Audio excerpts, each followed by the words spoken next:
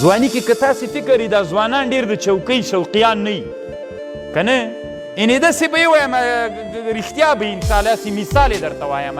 مثلا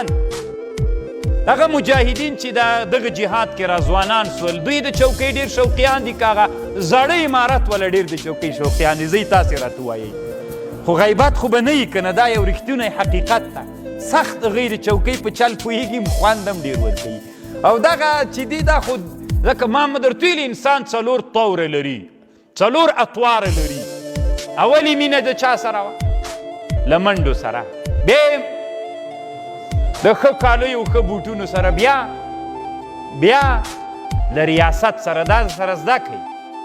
هغه ځوانانو ډېر د چوکۍ کوي ویم که پولیس یم که هر چې یم دومره ډېر هغه نه ورته دی خو چاته ډېر خوند ورکوي چوکۍ هغه چې له موږ نه مرتبه لږ پورته وي عمرونه یې لږ بیا هغې ته چوکۍ ډېر خوند ورکوي خبر پوه شول سختې په چوکۍ په دې چال هم ډېر ښه پوهېږي